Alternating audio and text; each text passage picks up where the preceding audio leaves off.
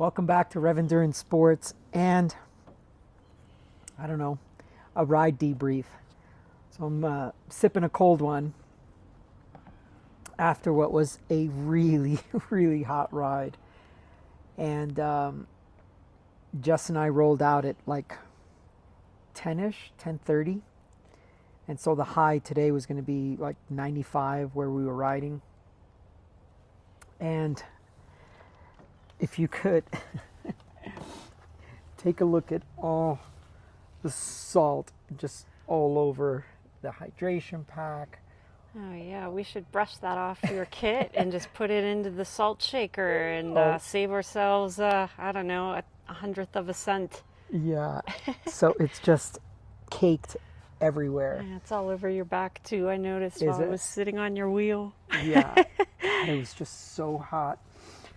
But, you know, heat acclimation and altitude acclimation today.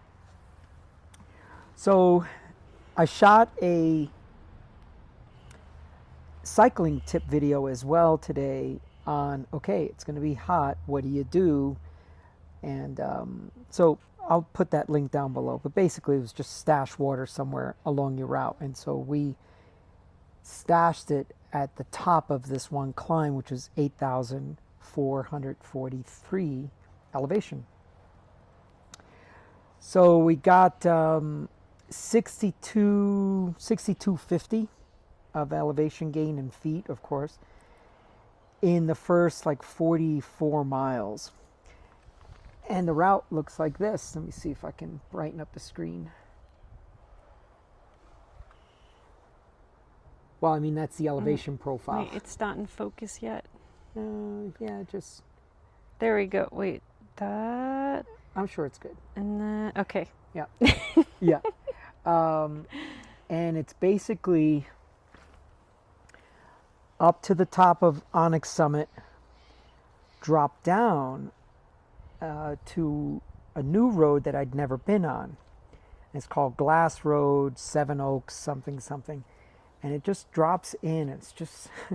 Yeah, that was crazy. It just kept going down, down, down, down. And while on one hand, it's a lot of fun and easy because you don't have to pedal or put any work into your forward progress. On the other hand, I was getting this little pit in my stomach thinking, oh, I don't know if I'm going to be able to make it home. Why... Yeah. You know, someone's gotta maybe gonna have to go back to the car and like come back and pick me up in the car because it's 90 degrees and we are just descending forever. Yeah. So well, the thing is, yeah. So we went from 8443. We dropped down to like 4,600 or 4,400. I'd have to look. So I was like, well, babe, we got to climb 4,000 feet. Back up, and of course the more we dropped, the hotter it was getting. And yeah, it was just hot. It was a morale buster for sure. Yeah. Yeah. So I was looking at the weather, and yeah, so right now in Redlands, which is the direction we were headed, even now, which is, what is it, 4:10 in the afternoon, it's 99 degrees down there. And that's where we were headed. And it was just so hot. And then we had to turn around. Yeah, I remember before we started, you said we're not going to go down all the way because it's like going to be 100 degrees down there. Yeah. But then we kept going down, and I'm sitting behind you, and I'm like, okay, I know George said that it's going to be... it's going to be 100 degrees down there. And he said, we're not going to go down all the way, but we just kept going. And I was like, you know, is this where I should maybe just pull off and like do my own thing? But no, I trusted you and I kept going. And we did not drop all the way down. No, although it felt like it. The road turned to dirt. That was the other thing. But something kind of cool, there was a campground and an actual restaurant down there. Oh, the Seven Oaks people. Yes. Seven Oaks Village. Yeah. So we got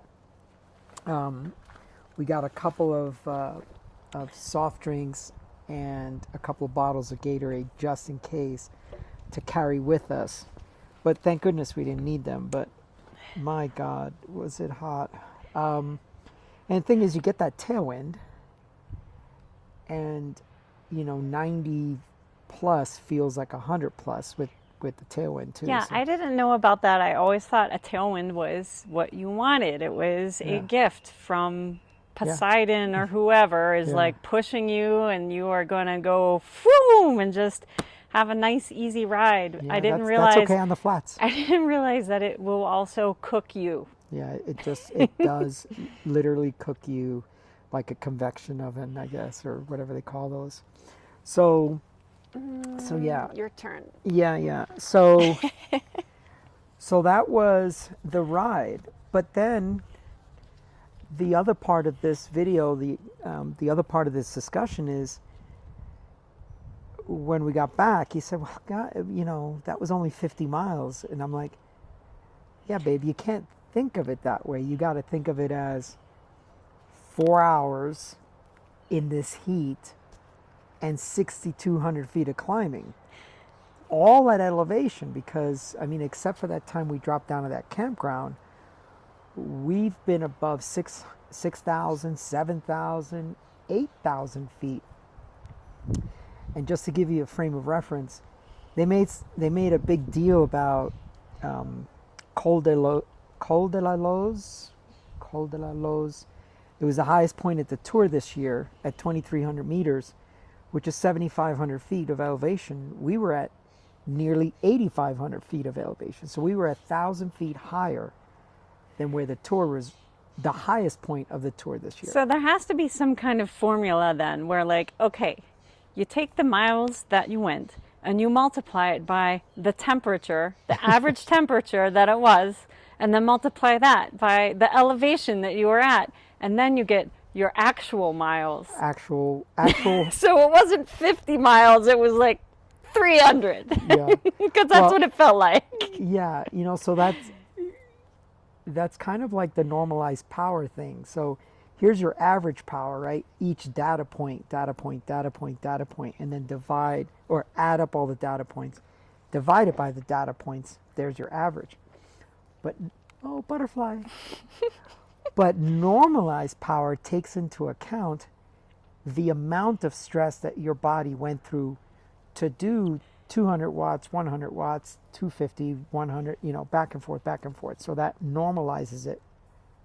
So maybe there's a normalized formula for heat index, mileage, heat index, time in that heat, and elevation gain. And then, you can kind of compute out to say, okay, well, the stress on your body would have been this if it was only 50 miles. The stress on your body would have been this if it was 6,000 feet of climbing. Your stress on your body would have been this if it was 4 hours. But because you had all of these other things on top of it, what was the real stress on your body, So, yeah. So, yeah, if you go out and you do these rides and you're like, oh, well, it was only 50 miles. Yeah, but, there was a lot of extenuating circumstances. Heat, elevation gain at elevation, because that's the other thing too. Just being at elevation dehydrates you more than it is so dry up here. Yeah.